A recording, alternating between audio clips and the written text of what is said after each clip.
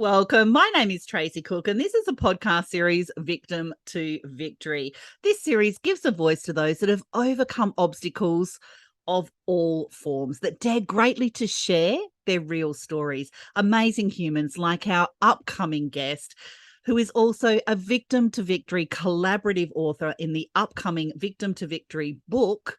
And she is going on to empower, support, and inspire so many people.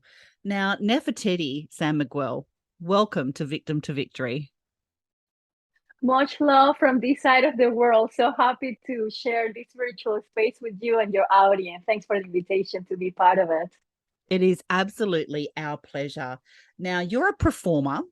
You're a library, you do library presentations, you're teaching, and you've got just such a presence about you. And we've been friends for quite a while, and I've seen your growth and your journey, and you're so authentic and you lead from your heart. And I just know how much you really dedicate your time and your effort and your research into all of the projects that you actually do. And you make so many communities happy, and you share your joy, and you're just such a welcoming presence in the world. You're a visionary of tomorrow. So please connect with Nefertiti, like, share, comment, because she is the change in the world that we need to see. And where does your story start? I will say that the story started even before I was brought into this world because I was a wanted child. So I went off to a very wrong start. And I have to take it humorously now, but I'm sure I am not the only one in the mix. So you just have to make the best of it. I grew up in very challenging circumstances, surrounded by sociopaths, starting with my two parents. They had a very charming way how to sell themselves as very respectable in society. And that puts you in a position where nobody gives you credit for your pain and suffering. Actually, it gets totally disregarded. So I have to make myself look pretty and look happy, even if it was just the most challenging time, because what difference does it make? Nobody takes you seriously. So it had been a long chain of events. And most of my life, I was in the middle of total chaos from the environment. And then that triggers the mental aspect of it. So it was just in recent years, thanks to embracing art and take a different approach to art, more as a therapeutic activity and intertwined with neuroscience, that I found what I label as my holy grail. So now I'm preaching it, I'm bringing that gospel into the world, and I am out on a mission to share it with as many people as possible, because if it works for me, I have all the strong faith that it can help many other people to actually become that version of them that you're going to be proud of, and you can bring those changes that you want to see in the world yourself. So my mission is to deliver smiles and flower the world with my art, because it's all related to floral design, Japanese style. So that's kind of the highlight. I love that. Now, talk to me a little bit about art and neuroscience. How does that work together? Well, that's one thing that I'm taking upon myself to bring it out to the world, because nobody's having that conversation. These days, we have a tendency that everything is isolated. You know, if you are here, you are not here. And nobody wants to take the time to bridge that gap and make it connect. And that's what I'm doing. So, for example, my most recent endeavors, it's really embracing the Ikebana art form, which is the Japanese soothing way to arrange flowers and create a more zen environment, fostering for creativity, conducive for mental health. So even when I was attending all those programs around formal Ikebana training, nobody talks about the therapeutic aspect of it or the neuroscience behind it.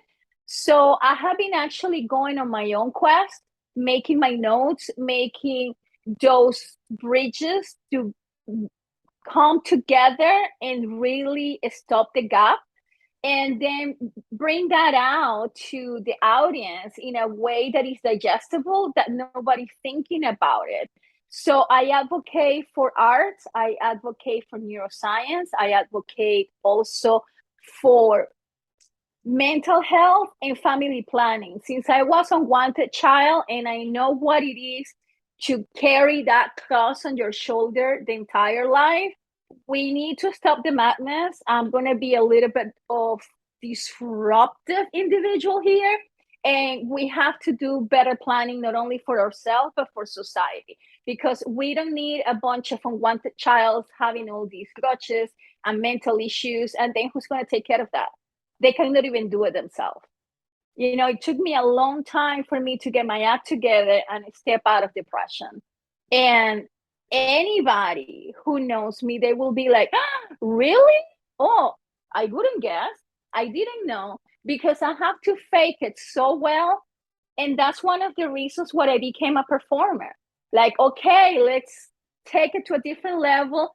Let me just hope somehow, do what is called imagine reality, build up my own bubble in my own world so I don't totally lose it.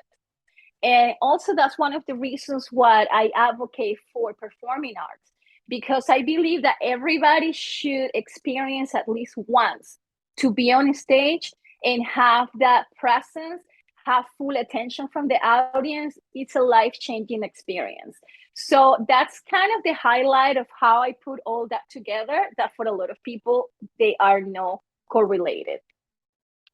That is absolutely amazing that you can actually, I mean, art is so therapeutic anyway, and performance is that real imaginary place, like you said, where you can be whatever you want to be. And how, when you were growing up, if you don't mind me asking, did you always know that you were meant for more though? Did you always feel like you were put here for a purpose? It was questionable, because I was questionable, but kind of on the back of my mind, after a certain age, I had to think that it became kind of a brand among the people who knew me, because I felt like ET phone home. I didn't belong there. I was the outer space individual. And as things evolved, I was like, I am not living in this freaking country. I don't know how, I don't know when, but I'm out. And I was on a mission to search and make possible those options that it could take me abroad. And I knew from the time that I was in my early teens that I was going to be migrating to some place out there in the planet where I could not only find happiness, but be allowed to have it and keep it. Because being a wanted child, this is what happens. Everybody around you is going to dump their passive behavior on you, and nobody pays attention to that. So they will get out of their way to make you suffer. And they will do their best, even if the conditions are not right, to ruin it for you if you're having a good time. That's what I endure my entire life.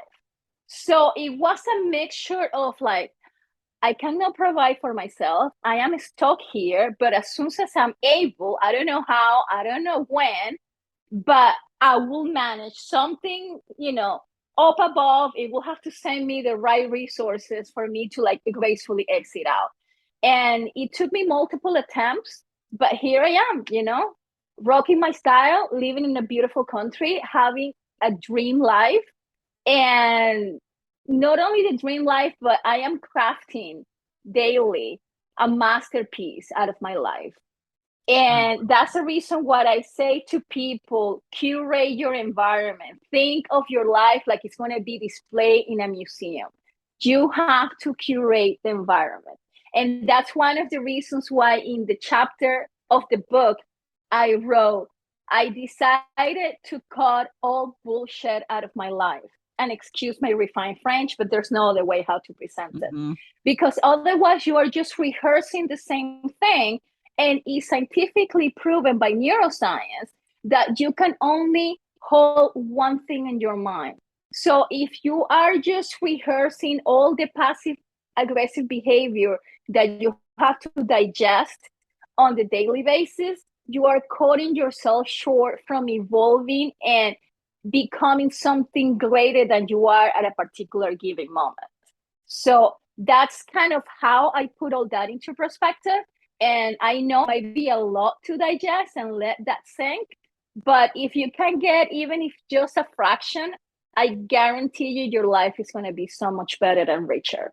Oh, that is just so powerful and just wonderful practical advice for any kind of situations as well. Just that grit to overcome and that grit to just, want to be better, and having the awareness around that, if things don't change, things don't change, and we can change at any time. Now, talk to me about your chapter. Was it therapeutic for you to write? And what kind of takeaway would you like everybody to take away from your chapter inside the Victim to Victory book? The chapter, and I'm going to take like a deep breath and let it out, because when you put something in writing, you become a published author. You own that. It's going out to the public. And there's no way to retrieve it, change the story, change the plot. It's out there to the public eye. And coming from a background that you hush everything, coming out of the closet and calling things out the way that it should be called out, it turns you upside down, inside out. And it took me quite some time to digest it and say I own it. And by me doing this uncomfortable action taking, not only I'm going to be of service to somebody else, but also I'm bringing my own justice in a silent way, because nobody else took upon themselves to bring justice or even attempt to make things right. So by me putting it out there and bringing that chapter, no pun intended, to a rest and a close, without going into the interaction like you did this to me and you still denying it, there's no point. Sociopaths are going to be sociopaths until the end of time. There's no fixing. And the ones running it out for you, sadly, they are not the ones that come to the rescue and say, oh, let me change it. I acknowledge that I did you wrong. It never happens. Not in my lifetime, not to me. If somebody else had that pleasure, well, I'm cheering up for that accomplishment, but that never was the case. So coming to that situation where you have to own your space and say, okay, I'm going public, it's a little bit of shaky from the inside out, because you don't know how to really make that piece until you put it out. And then you are like, I just released that emotional charge. It's a beautiful thing. It's a scary thing. It's an uncomfortable thing. It's almost unmanageable because you have all these thoughts taking over your brain. It's like a tsunami wave of mixed emotions. But you have to learn how to surf those tsunami waves. So I encourage anybody out there listening to this episode to make your own quest, make the list of things that you need to put to rest and address them. Even if it's just one every 6 months, a month, a year, whatever is suitable for you. Because there's a term called mental sludge in neuroscience, and it's a thing. And it's a powerful thing that not too many people give the right credibility. When you say, well, it's not so bad and I can manage, or I will suck it up, or I will put up with it, on the back of your brain, your mind, you are having this mess, this mental chaos that is just sinking you down and you are not even aware of it. So even if it's something as simple as telling somebody, I am not happy with the way you addressed this topic last week. That's one thing less for you to overload your brain. So I am also advocating for taking the deep breath, make the uncomfortable situation, even if it's just by writing a quick note and send it to somebody. You don't want to engage, you don't want the face-to-face confrontation, send a text. You know, whatever it takes, get the shot of espresso and send it. You know, go and wear yourself out after a run and send it. Whatever is going to get you pumped to just take care of one thing that they have been bugging the crap out of you, go and take care of it. And you're going to thank me later, because you're going to start releasing all that mental sludge. And then you're going to have a space for creativity, for bringing out the best of you out to the world. So that's a little neuroscience hack for you.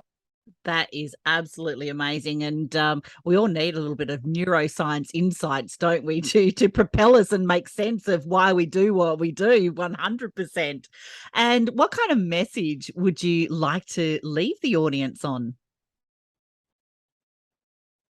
I will say never, ever discount your talents, capacity, and capabilities.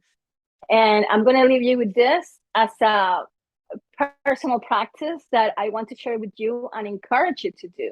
Whatever it's something small or big that makes you happy and you have a sense of accomplishment, write it down.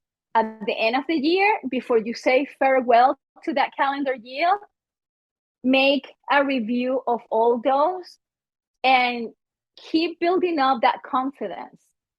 So never stop trusting yourself. Don't doubt yourself, because you are capable. You have more resources and more talents that you are ever aware of. So even if we haven't met in person, I am sending you love, appreciation, and encouragement, cheering up for all those accomplishments, whether small or big. And you can send me a note and let me know how you managed to find your own holy grail. So that's what I have to say before we gracefully come to a farewell. I think that is absolutely amazing. Thank you so much for giving us an insight into your story and being brave to share your story and all its vulnerability as well, Nefertiti. You are the visionary of tomorrow. You're very, very appreciated in the Victim to Victory community as well.